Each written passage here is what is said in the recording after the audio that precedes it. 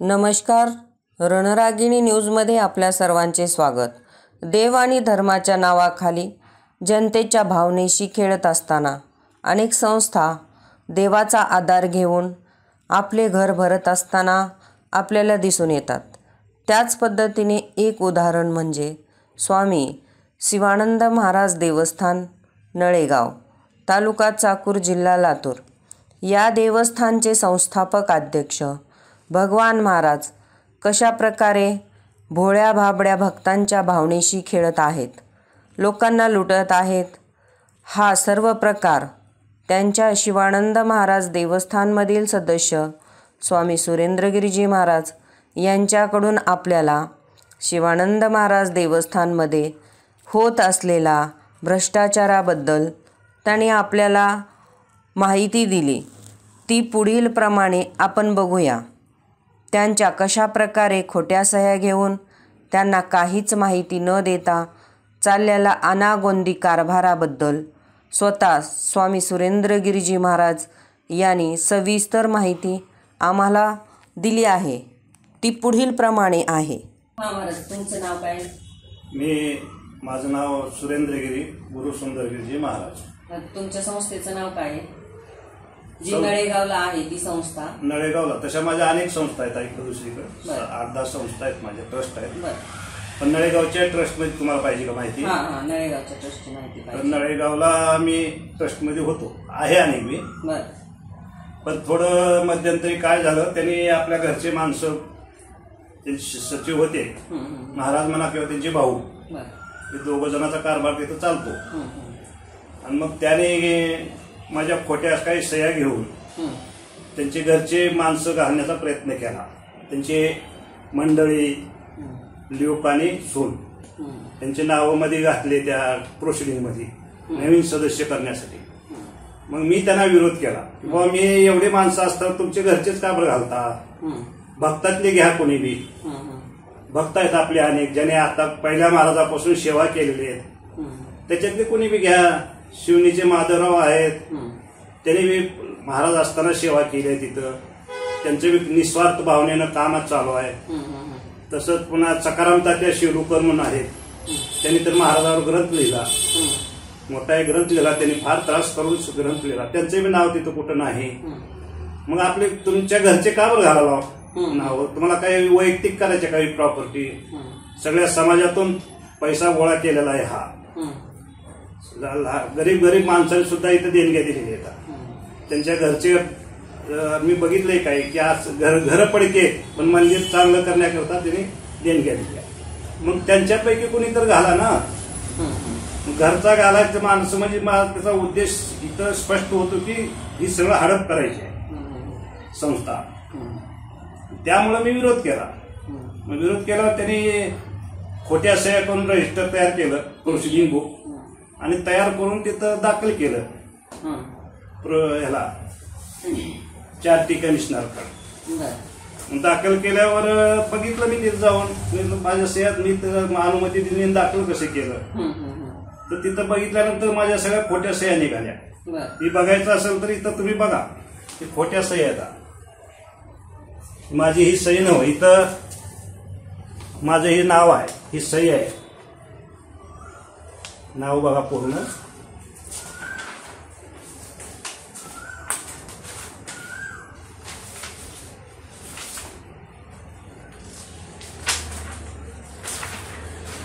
ही proceeding book आहे.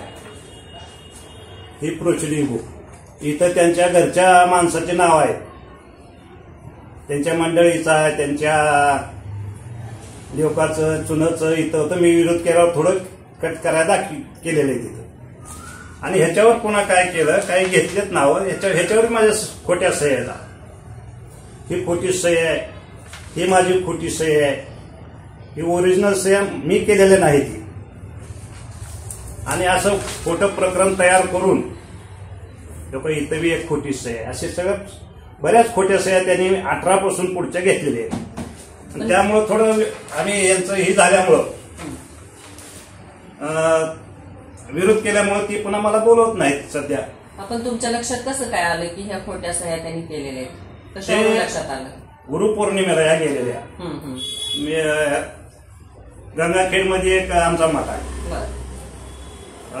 झोला पिंपरी म्हणून, पिंपरीला. मग त्या मठामध्ये ते आले सगळेच. माधवराव बी होते तिच्या संग, शिवणीचे सगळे मिळून आले तिथं भेटायसाठी आला म्हणले आम्हाला. मग बरं झालं म्हणून मी आपलं भेटलो. पुन्हा म्हणले आम्ही एक आता आपल्या शाळेत संस्थेला देणग्या गोळा काही करायच्या, देणग्या गोळा करायच्या, त्यामुळं काही सह्या लागणार आता.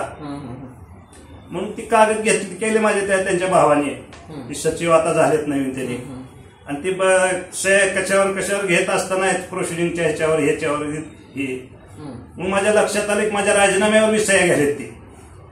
राजीनामा, त्यात एक राजीनामा बी होता, धोक्यानं माझ्याकडून सह्या घेत होते राजीनाम्यावर.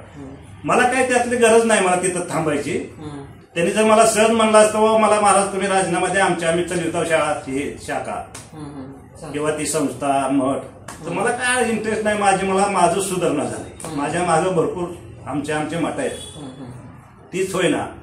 तरी पण त्यांनी तसं फसवून घेता असल्यामुळं सह्या मी नाही म्हणलं त्यांना. असं का बरं करावं तुम्ही? मी काय केले तुम्हाला? कधी आडवालो का? फक्त घरच्या माणसासाठी मी आडवाय तुम्हाला, दुसरी कोणी बी काय. फक्त मी देतो सही म्हणून, मी राजीनामा देतो तुम्हाला, पण तुम्ही बी त्यांच्या भावाला म्हणलं तुम्ही बी राजीनामा द्या. म्हणजे तुम्ही बी नको आणि मी बी नको तिथं. ही सार्वजनिक भक्ताची ट्रस्ट राहू द्या, मला काय त्याच्यात इंटरेस्ट नाही. मी राजीनामा द्यायला कधी बी तयार आहे. पण एका वैयक्तिक या सामान्य लोकातून गेल्या 25 वर्षापासून काही नव्हतं तिथं, पुन्हा तयार केलेलं आहे सर्वांच्या देणग्यातून. आणि असं असताना कुणाच्या एकाच्या घशात जाऊ नये, एकाच्या हातात ही ट्रस्ट जाऊ नये मठ. आणि मठ ही मठच राहावा. पूर्वीचे महाराज चांगले होते, त्यांच्या नावाने असंच राहावं. नसता मग त्यांच्या एकाच घरचे जर 4-5 झाले तर तिथं दुसऱ्याच कुणाच काय चालणार नाही. पुन्हा म्हणलं मी तुमचा जो नवीन शिष्य आलाय त्याचं नाव टाका, मी त्याच्यावर सह्या करायला तयार आहे. आणि तुम्ही राजीनामा देत असाल तर मी बी राजीनामा द्यायला तयार आहे. कारण तुमच्या बी घरचं नका कुणी, माझं बी नका, भक्त घाला. याच्यावर तुम्ही काय ऍक्शन घेतली का? किंवा मग त्यांनी काय केलं, इथं अर्ज दिला माझा परस्पऱ्या इथं भेटून आल्यानंतर. मग इथं गेल्यावर मला समजलं. अर्ज कसला दिला? हे चेंज रिपोर्ट करण्यासाठी अर्ज दिला. मग त्याच्यावर मी म्हणलं मी तर काहीच केलं नाही तिथं, म्हणून जाऊन बघितलं. मला समजलं असं त्यांच्या शिवून तिथल्या ह्याच्यापासून असा अर्ज दिला चेंज रिपोर्टचा त्या गावातल्याच लोकांकडून. मग मी जाऊन बघितलं तिथं, तर माझ्या सगळ्या डुप्लिकेट सह्या होत्या. मग आता आपण आपल्या डुप्लिकेट सह्या करून ही काही करू शकतील ना पुन्हा. म्हणून मी एक अर्ज वकील लावून वकिलातर्फे एक नोटीस पाठवली, माझ्या ही सह्या नसताना तुम्ही हे का केल्या, म्हणजे व्हावं, मदत व्हावी त्यांना. एवढंच आहे. आता दुसरं काय तुम्हाला काही विचारायचं असेल तर विचारा. तिथं तर मी सध्या आहे आता कार्यक्रमात, तरी मी गेलो नाही, कारण तिथं मला बोलवलं नाही त्यांनी सध्या. पण तुम्हाला त्यांनी बोलवलं नाही, पण त्यांनी तुमचा उल्लेख पण कुठं केलेला नाहीये तिथं. आम्ही खूप वेळा त्यांना विचारलं, आम्ही मुलाखत घेतली, तेव्हा त्यांनी कुठेही तुमचा उल्लेख केलेला नाही. आता काही 5 माणसं आहेत, 5 लोकांचे सदस्य आहोत आम्ही तिथं मी आहे काही खाल्ल्या बाजूला सदस्य म्हणून. आता त्यांना काय करायचे आता त्यांना माहीत. मी विरोध केल्यामुळे त्यांना तिथं मी नको असेल, मी बाजूला, कारण तिथं विरोध करणारा मीच आहे, दुसरे सगळे हा म्हणणारे लोक आहेत. आणि त्यातल्यात काही लोकांनी सुद्धा मला म्हणले तुम्ही पुढे व्हा, आम्हाला पुढे होतावत नाही, आमचे गुरु आहेत की असं म्हणल्यामुळे मग चला म्हणलं चांगल्या कामासाठी विरोध झाला तर झाला, आपण विरोध करू म्हणून हे केलेलं आहे. ही प्रकरण कागदोपत्री सगळे रेडी आहेत. आता माझं एकच म्हणणं आहे, बुवा असे सह्या जर खोट्या करीत असतील तर ते निदान मठामध्ये साधूच्या ठिकाणी असं घडू नये. साधूच्या क्षेत्रात मलाही मी साधू आहे, हिंदू धर्माचा आहे, अगोदरच हिंदू धर्माची बदनामी व्हायली आहे साधू लोकांना, आणि त्याच्यात पुन्हा यांचं आणि कृत्य असं म्हणल्यावर कसं हे बरोबर दिसत नाही.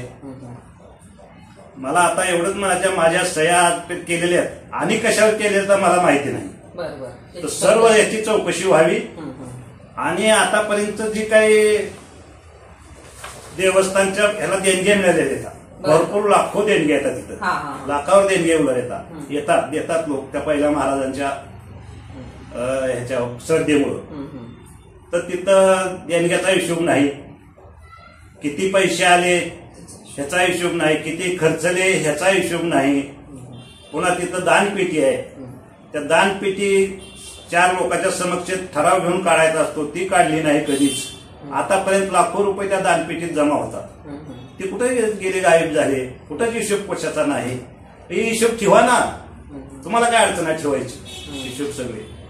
हे सगळे जर हिशोब तुम्ही ठेवले तर माझं काहीच म्हणणं नाही, तुम्ही चालवा, माझा राजीनामा घ्या, काय करायचं करा, पण फक्त तिथं जे काय माझ्या अडचण आहे का नाही, तुमच्या घरचे कुणी नका, महाराजाच्या घरचे, एवढंच म्हणतो मी. आणि हेच सर्व समाजाने ते लक्षात घ्यावं, त्याच्या भक्त मंडळींनी, त्या ग्रामस्थांनी, आणि त्याप्रमाणे इकडे लक्ष द्यावं.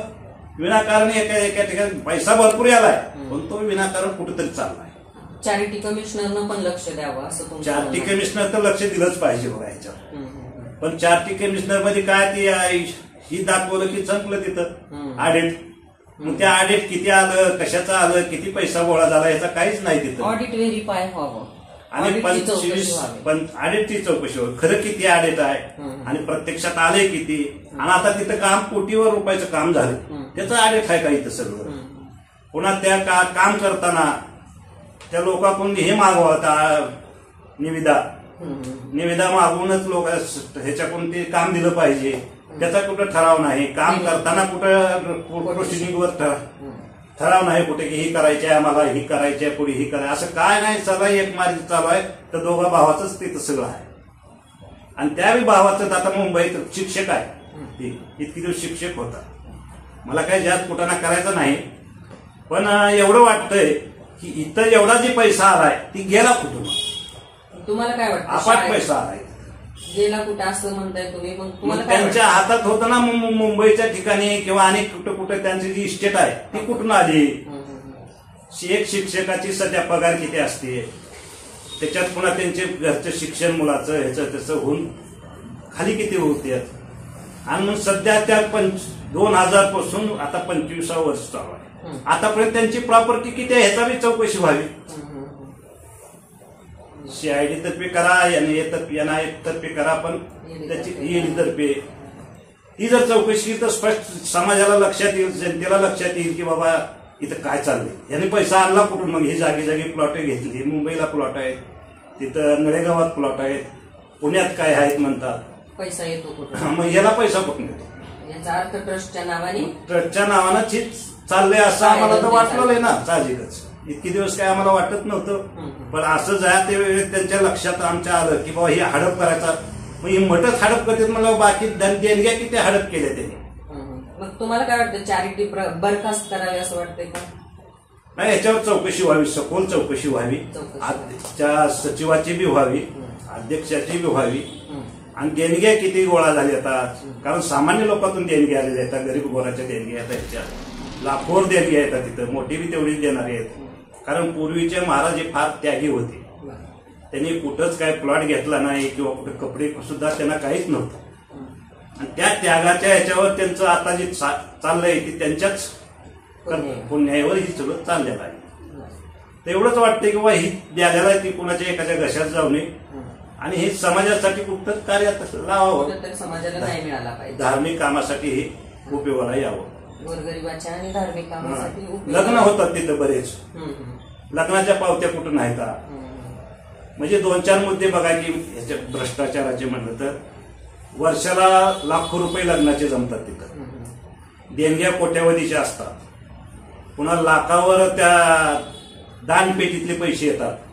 ह्याचा कुठंच हिशोब नाही आहे ह्याच्यात. मग ह्याचा सर्व हिशोब व्हावा आणि ट्रस्ट व्यवस्थित चालावी, एवढं माझं मत आहे. आणि त्यांना माझा राजीनामा पाहिजे असेल तर मी द्यायला तयार आहे, फक्त त्याच्या भावाचा बी घेतला पाहिजे, त्याच्या घरचा बी कुणाचा घेतला नाही, भावाचा घेतला पाहिजे आणि चौकशी झाली पाहिजे. चौकशी तर झाली पाहिजे ना, सगळं समोर आलं पाहिजे. आता असे माझ्या खोट्या सह्या इतर खोट्या सह्या करून जर चॅरिटी कमिशनरला ते देतात आणि कुठं काय काय केलंय ह्याचा बी भावना असं नावाचा गैरवापर करून गैरसह्या माझ्या सह्या खोट्या करून बरंच काय कुठाना केलेला असं वाटतोय. कारण शासकीय दरबारात सुद्धा माझ्या खोट्या सह्या ती दाखल करतात, म्हणजे इतर ठिकाणी काय काय केलं आता त्यांना माहित. आपण सर्वांनी आत्ताच स्वामी सुरेंद्रगिरीजी महाराज यांच्याकडून शिवानंद महाराज देवस्थान मठात होत असलेला भोंगळ कारभाराबद्दल जाणून घेतले. आत्ता जनतेचं एवढंच म्हणणं आहे की हे कुठेतरी थांबणार आहे का आणि धर्मादाय आयुक्त यावर कारवाई करणार का, असा प्रश्न सर्वसामान्य आणि भक्तांच्या मनात येत आहे.